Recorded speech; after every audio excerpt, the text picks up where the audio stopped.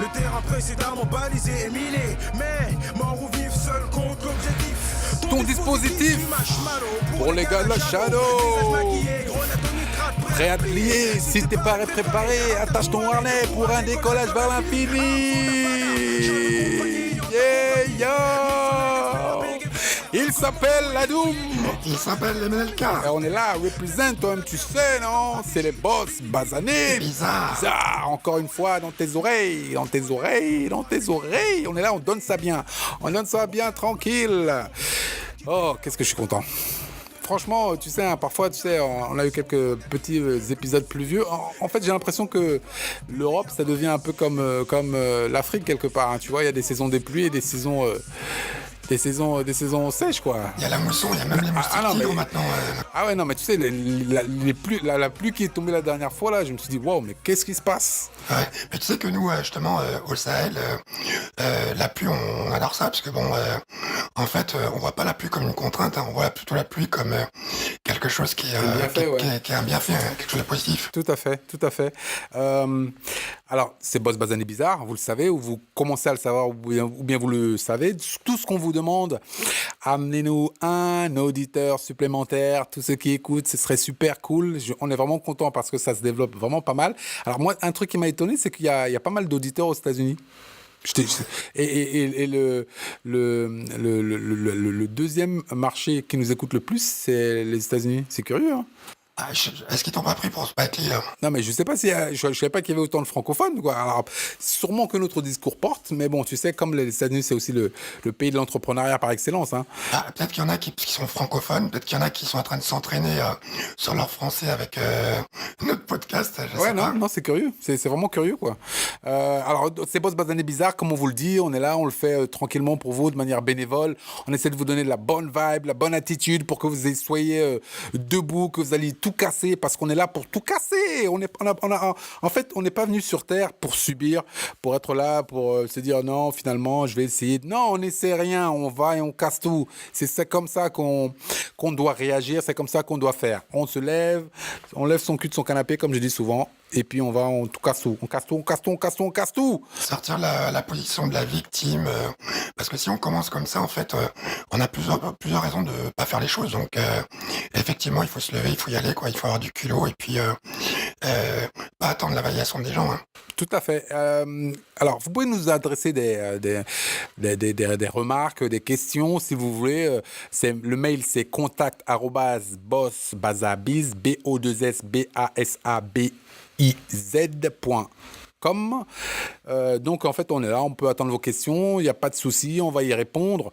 La page Facebook c'est Boss Basabiz, l'Instagram c'est Boss Basabiz, le Twitter c'est @bossbasabiz. On est là pour vous. Donc le thème d'aujourd'hui c'est quel peut être le meilleur investissement de votre vie? C'est Wall Street, non? Question ardue. Wall Street, ou non, dans la pierre, je sais pas, dans l'or. Moi, avant même, tu sais, d'investir dans ces matières précieuses, dans cette organisation qui te fait croire bref, on va pas rentrer dans ce discours.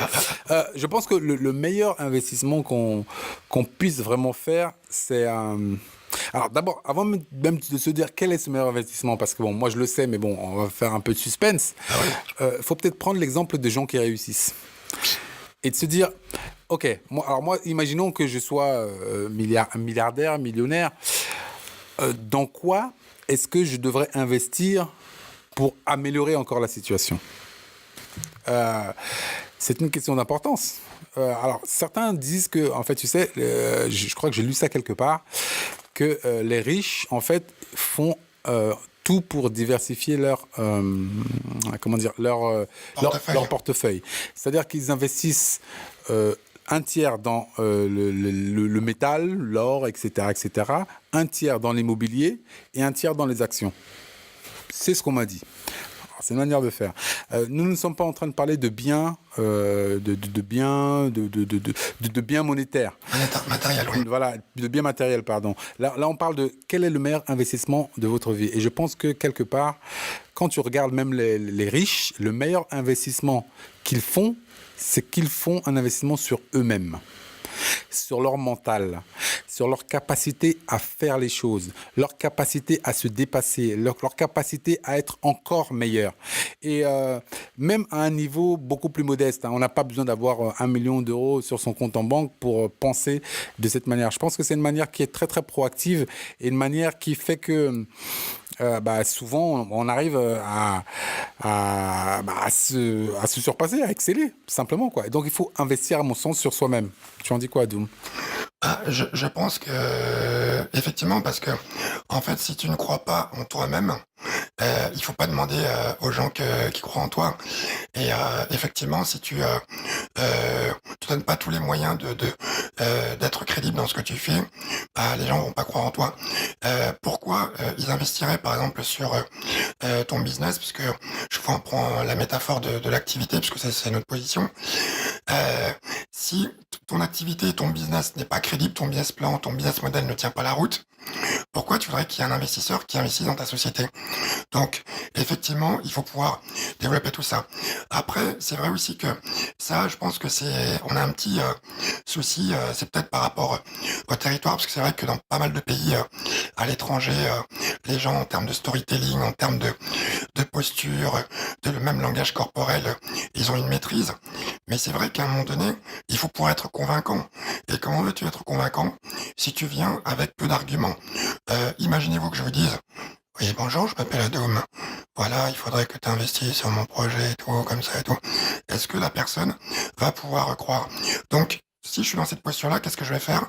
Je vais peut-être prendre des cours auprès d'un storyteller ou d'un coach en communication. Je vais peut-être prendre des cours sur un coach en tenue vestimentaire. Bon, j'avoue, j'ai pas encore les moyens, j'ai pas encore fait, donc excusez-moi. Je vais peut-être prendre des cours en management, en communication. Et en fait, tout cet investissement-là n'est jamais à fond perdu, parce que même si le projet que je vais faire ne correspond pas exactement à ce que j'avais commencé au début, l'argent, il sera toujours valorisable ailleurs. Et donc, effectivement, c'est un élément principal, fondamental. Là, j'ai 2 enfants, donc Yanis et Sahel, donc mon plus grand, qui a eu ses 16 ans cette semaine, d'ailleurs, j'ai les anniversaires, mon grand, et Sahel, qui a ses 14 ans et demi, bientôt 15 ans. Eh ben, mes enfants, c'est la première chose que je leur demande. Je leur dis, quelle que soit la voie que vous choisirez plus tard, essayez systématiquement d'avoir la posture qui correspond à ce que vous décidez de viser, parce que derrière ça, c'est toute votre crédibilité. Vous ne pourrez pas juste dire, tiens, j'ai ce diplôme-là. Il faudra absolument que vous ayez l'argumentaire et la posture qui aille avec, parce que à un moment donné, c'est ça qui fera la différence si vous avez plusieurs personnes qui ont le même diplôme. Et ça, c'est complètement vrai. Alors, on peut souvent se dire, tu sais, quand les gens ont de l'argent, ils vont, plutôt que de faire les choses par eux-mêmes, ils vont embaucher des gens. Donc moi, je vais aller embaucher un salarié qui va faire ça à ma place. Moi, je vais embaucher un salarié qui va faire ça à ma place. Mais les gens qui sont vraiment fortunés ne pensent pas de cette manière-là. Et ils se disent, ok, je vais plutôt apprendre à pêcher plutôt que d'aller acheter le poisson tout fait. Ce qui pourrait dire que le jour où je serai en galère, je saurais pêcher. Et c'est exactement ça. Donc, en fait, la plupart des gens, tu sais, investissent dans leur capacité à faire les choses. Et je pense que ça, c'est très, très important. On m'a dit, je ne sais pas, je ne l'ai pas vérifié puisque je ne connais pas la personne, mais on m'a dit que souvent, ces personnes investissent sur tout ce qui est communication, et que la communication est quelque chose de très, très important. Dans les affaires, je pense que c'est le cas. Quand toi, tu viens et que tu as la capacité de communiquer l'envie que tu as, la capacité de communiquer le truc, quoi, tu vois, en fait, de donner en fait à l'autre l'impression qu'il est dans ton projet. Ça, c'est impératif. Comme tu l'as dit tout à l'heure, tu peux t'exprimer comme un jbeb. Tu viens, ah oui, non, mais t'es une arnaque, tu viens, tu parles, on se dit, mais qu'est-ce qu'il fout là, celui? Tu vois ce que je veux dire? Arrête, va prendre des cours de diction, va prendre des cours, effectivement, comme tu l'as dit, de storytelling, va montrer que toi aussi, tu es au niveau de pouvoir défendre tes idées. Tu vois, ça, c'est vraiment primordial. Et les gens ne le font pas. Et ils se contentent. En fait, tu peux être brillant comme tu veux, avoir l'idée qui va révolutionner le truc, et tu viens et tu commences à bégayer comme un idiot plutôt que même un pitch qui est mal construit, mais tu as complètement décrédibilisé tout ton propos. Tu vois, et tout ça, c'est vraiment important, je pense, de mettre ça dans la communication parce que c'est vraiment essentiel. C'est vraiment essentiel. Déjà par rapport au Mojbeb, c'est un discours de quartier. Donc, ouais, on est des gars de voit Boboche, on connaît. Voilà, donc c'est un discours de quartier, donc on n'allait pas chercher Ouais, à mal comprendre et tout, truc et tout, donc arrêtez vos conneries et tout. Non, mais les jbeb, c'est les gaoulis, quoi, les idiots, les cons, les bros. Voilà, dans ce sens-là. Donc après, c'est vrai que moi, par exemple, la chance que j'ai eue quand j'ai commencé mes projets entrepreneuriaux, je suis passé par une école de la chambre de commerce, donc Advancia. Et ceux qui m'ont donné comme élément, et franchement, je les en remercie, c'est vraiment, ils m'ont appris dès le début à être un réseauteur, dès le début. Tous ceux qui me connaissent, ils savent que j'ai une compétence, c'est celle-là. Et ça, en fait, dès le début, on me l'a apprise. Parce qu'en fait, quand tu es entrepreneur, tu ne peux pas être seul dans ton coin. Tu es obligé, à un moment donné, de communiquer avec d'autres personnes, tout simplement pour te confronter, comme on avait dit sur un précédent podcast, de pouvoir t'améliorer, de pouvoir te remettre en question, et de pouvoir même peut-être déchirer ta copie, et totalement la refaire si tu es dans l'erreur. Mais l'autre chose aussi qui est intéressante, c'est que lorsque tu réseautes, c'est que tu sors de ta zone de confort, donc ça revient aussi à notre podcast qu'on a fait avant, et sortir de sa zone de confort, c'était quoi? C'est justement que tu vas justement apprendre d'autres personnes, donc que tu complètes ton imaginaire et tes compétences en te nourrissant de compétences ou de savoir d'autres personnes. Tout à l'heure, on parlait, je t'avais dit, pour la vidéo que tu m'avais montré quand tu allais faire ton golf, j'ai dit, c'est hyper intéressant. Pourquoi? Parce que tout simplement, effectivement, tu t'appelles Albert de Bobigny, je m'appelle Adoum Delila ou de ce que tu veux. On n'est pas juste deux noirs, deux basanés. On est des personnages complexes qui écoutons du rap, qui écoutons notre musique, qui regardons des films d'action, qui regardons d'autres types de films, qui pourront manger africain, qui pourront manger autre chose, et qui pourront faire des sports. Par exemple, moi, on m'a toujours dit du basket, mais en fait, ceux qui savent, je suis une vraie brêle au basket, je me faisais smatcher par des gars qui faisaient 1m70, et voilà quoi. Et donc, du coup, se compléter soi-même et justement investir sur soi-même, c'est quoi? C'est tout simplement de s'enrichir de toutes les personnes qui sont autour et justement d'avoir tous ces antennes ouvertes. Et c'est comme ça qu'on devient un soi-même renforcé, quoi. Et là, je vous donnerai juste un petit élément. Vous entendez souvent parler du transhumanisme, que vous le vouliez pas, ça va arriver parce qu'à un moment donné, il y aura ceux qui auront les yeux bioniques comme Steve Austin, pour ceux qui s'en souviennent, ou les jambes bioniques, ou les corps renforcés et tout. Là, à un moment donné, il faut que vous soyez d'une certaine manière un vous-même augmenté. Augmenté de quoi? D'un savoir, d'autres visions, et que vous soyez pas linéaire sur votre démarche. Et pour ça, investissez à fond sur vous-même. Et cet investissement est d'autant plus primordial que, quelque part, tu peux éviter bien des écueils. Parfois, tu sais, quelqu'un vient dans ton entreprise et il y a des choses que tu ne sais pas faire. Cette personne va venir te dire que je vais te les apprendre, mais ça peut être de l'espionnage industriel. Quelqu'un va venir dans ton entreprise, il va vouloir te traduire certaines choses. Tu es comme ça en conférence, tu veux parler à quelqu'un, etc., tu ne parles pas anglais. Tu es un jbeb en anglais.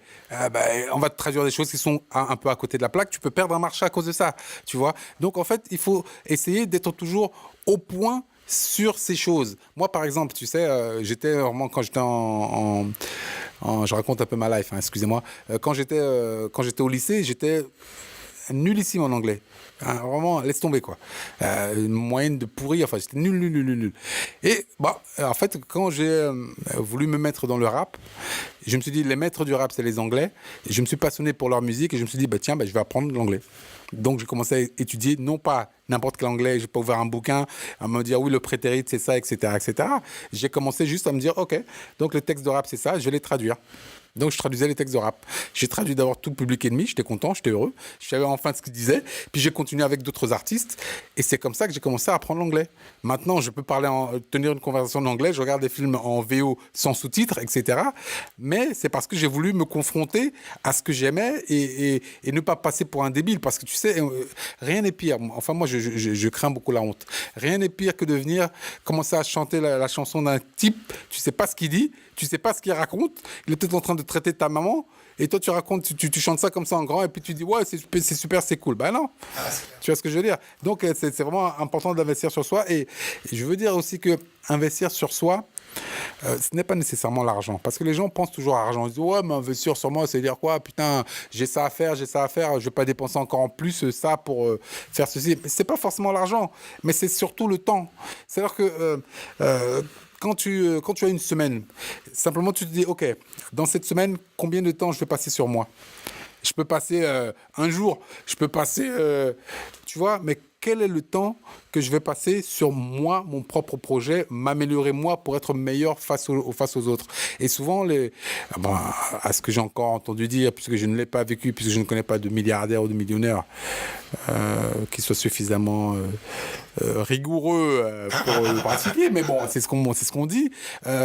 Apparemment, ils passent au moins un tiers, ces personnes riches passent au moins un tiers de leur temps à se consacrer à eux, mais à améliorer leurs skills, ce qu'ils font, quoi. Et ça, je pense que c'est vraiment quelque chose de primordial et c'est des exemples à suivre. Moi, par exemple, puisqu'on parle des années lycée et tout ça, j'avais un complexe par rapport à ma voix. C'est que, bon, c'était assez marrant, bon, pour plus ceux qui faisaient les blagues que moi, j'avais des amis qui m'imitaient. Donc, on va dire que jusqu'au collège, on m'imitait. Mais à partir du lycée, dès que tu m'imitais, c'était bagarre. Mais il t'imitait comment? Ah, salut, c'est moi, je m'appelle Adam. Je peux pas m'auto-imiter, parce qu'en fait, pour m'auto-imiter, il faut que je parle normalement. Ouais. Voilà. Mais voilà, il m'imitait. Et en fait, j'ai essayé justement parce que forcément, avec micro, discours public, ça peut avoir des contraintes d'avoir cette voix. Donc, j'ai essayé d'améliorer ma diction et justement, d'outrepasser ça et justement de renforcer mes skills, comme mes compétences, comme tu dis, sur les discours publics où à la fois en assumant qui j'étais, qui je suis, parce que tout simplement ça fait partie de ma personnalité, mais en même temps en essayant d'être plus audible, plus compréhensible. Et donc c'est comme ça qu'avec le temps, je me suis amélioré. Il y a encore des choses qu'il faut faire, mais c'est vraiment ça, c'est-à-dire que tu pars d'un constat, de quelque chose qui pourrait être vraiment perfectible. Ça peut être ta voix, ça peut être, je sais pas, certaines connaissances, ça peut être, je sais pas, d'ailleurs je conseillerais à certains afropéens de un peu gonfler les compétences en ouvrant des livres et en essayant de connaître vraiment l'histoire de l'Afrique, parce que je suis désolé, mais majoritairement vous n'y connaissez absolument rien du tout, et il y a beaucoup de discours sans rien y connaître. Voilà, bon, ça y est, la digression est faite, je reviens. Donc, c'est tout simplement apprendre à compléter ses compétences sur tous les points faibles, et à un moment donné, quand tu te retournes, te dire, bon bah tiens, avant j'étais là, et aujourd'hui, bah, il y a ça. Et du coup, au fur et à mesure, bah, tu as une courbe de croissance qui s'améliore. Et pour ça, bah, vous regarderez certaines personnes et personnalités qui sont issues du sport, qui avaient des problèmes de diction, d'accent, je sais pas, de connaissances, tout ça. Et vous regardez quelques années après, c'est des personnes qui ont énormément évolué et qui peuvent parler dans n'importe quel contexte et qui cartonnent. Je finirai juste avec Zidane.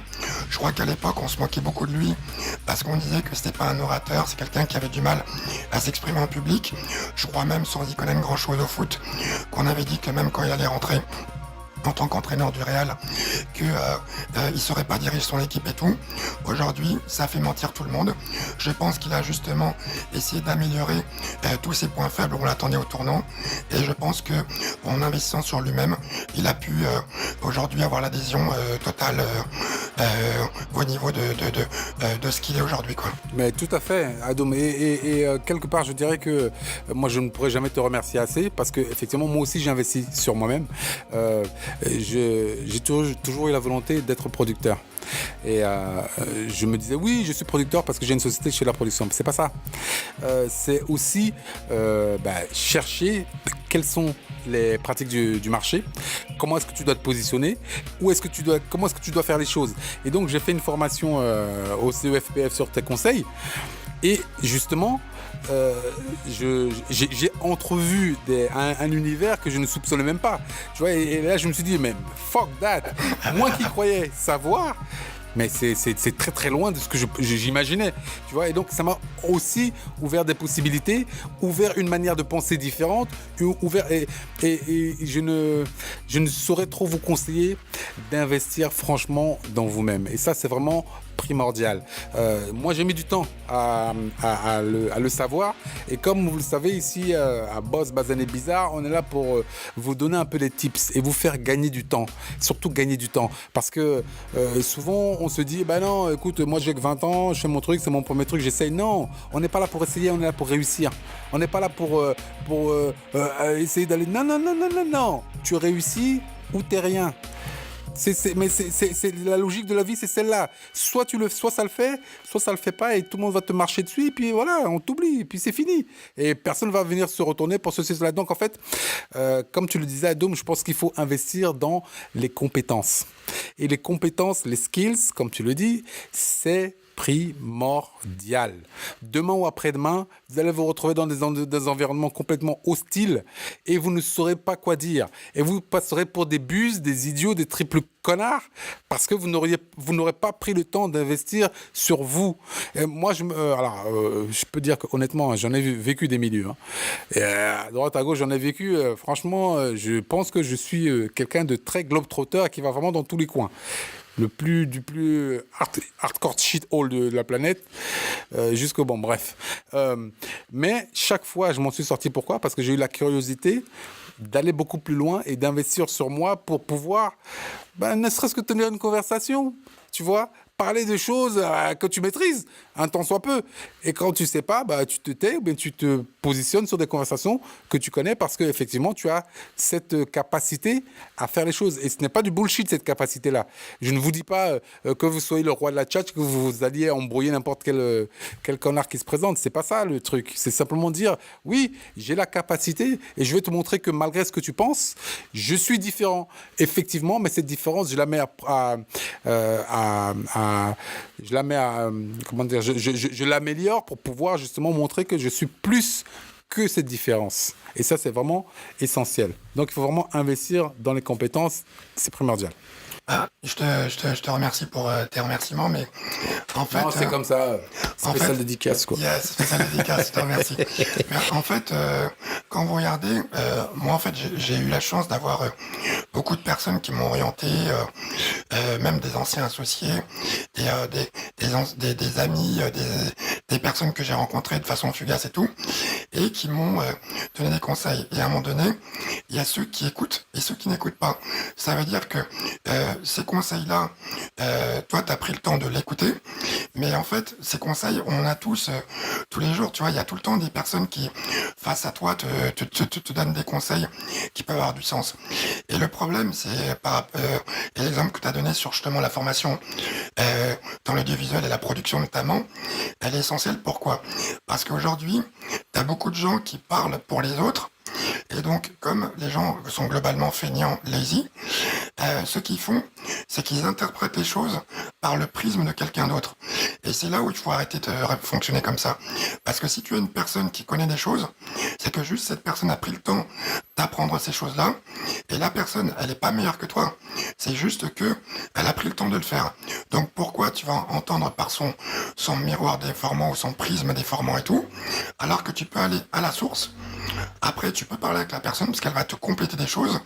Mais comme tu connais les basiques, au moins tu peux faire ton propre choix, quoi, tu vois. Et là, le problème, c'est que globalement, chez les basanés, et là, je dis vraiment basanés de la Terre, c'est que on a cette propension à un peu écouter des personnes qui sont porteurs de bonnes paroles, et je dirais entre guillemets, parce que il faudrait rajouter de bonnes, mauvaises paroles. Et du coup, bah, en fait, tu prends pour argent comptant. Et ça me fait penser un peu à ce qu'on en parlait au journal radio d'RFI en français facile. Le journal d'RFI en français facile, et si j'en parle, c'est parce que tous les basanés du continent africain, en tout cas dans l'Afrique francophone, connaissent ce journal en français facile. C'est que il a une fonction, ce journal. Il a la fonction de donner l'information principale. Mais si tu veux avoir vraiment la quintessence même de cette information, il faut que tu écoutes le journal complet. Et donc, allez piocher dans les livres, allez piocher dans les centres de formation, ou allez vous confronter à des gens qui sont experts de leur domaine. Et du coup, vous allez apprendre des choses qui sont hyper importantes. Et effectivement, aujourd'hui, je considère que les gens n'investissent pas, notamment les basanés, assez sur eux-mêmes.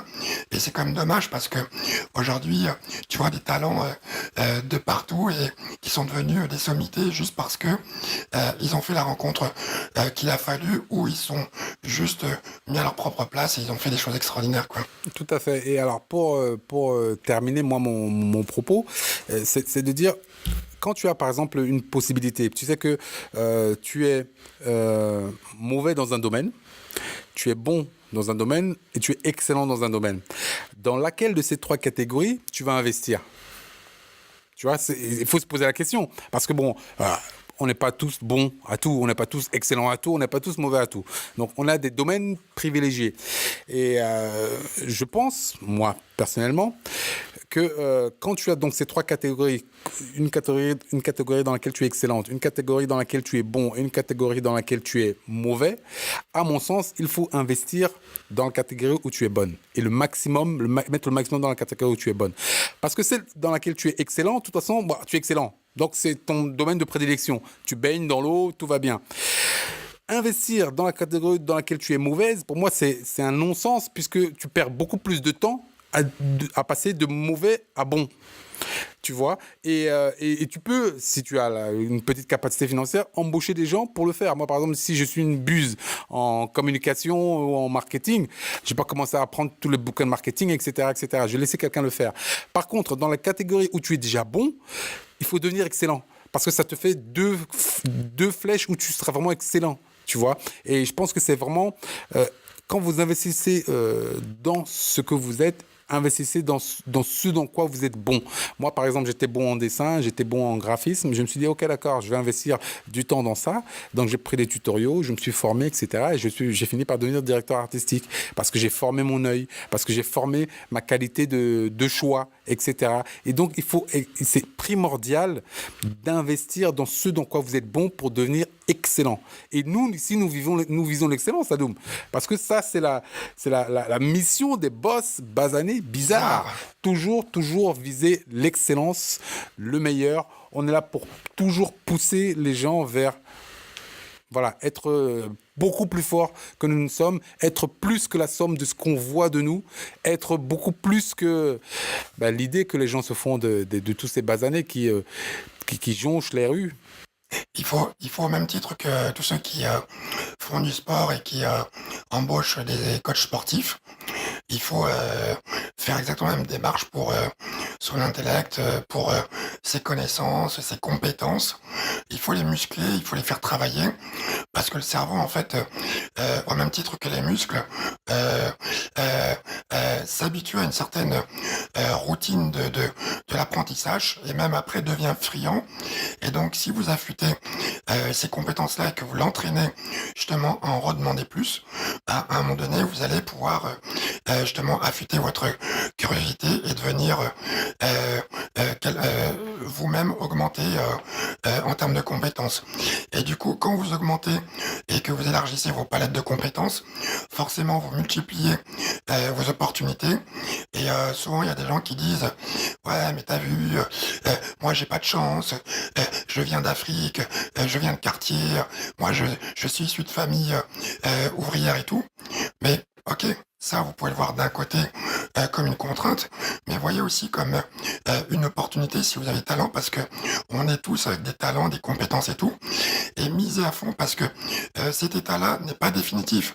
Et si vous justement vous travaillez, que vous élargissez le champ de compétences, et notamment que vous élargissez aussi les milieux dans lesquels vous évoluez, bah, vous allez tout simplement devenir quelqu'un de bizarre, et bizarre dans le sens de différent, donc référence à Océan Bleu, et du coup, bah, vous allez multiplier votre chance et vos opportunités, quoi. Ok, donc c'était les boss basanés bizarres. Donc surtout, le conseil ultime, ne vous relâchez pas. Votre corps, c'est votre vaisseau. Donc allez-y, cultivez l'esprit, cultivez le corps, faites des abdos, parce que c'est toujours bon. ça ne fait jamais de mal. C'est clair. Et c'était donc les boss basanés bizarres. Et la science, vous savez, tout vient de l'interaction avec les autres. Donc s'il vous plaît, musclez votre cerveau pour pouvoir compétir simplement avec les autres et puis transmettre votre information. C'était les boss basanés bizarres. Ramenez-nous un auditeur supplémentaire, on sera heureux. C'était Ado Memenelik. Et Menelka, merci. Represent yo. Yes. Boss Bazabiz. Ah, bizarre. Technique de la terre brûlée comme stratégie. Vini Vidi Vinci, pas de schroom, flip pour pharo ici. Mais une division avec une sorte de frappe de nuit, de jour comme de nuit, les gars, la shadow.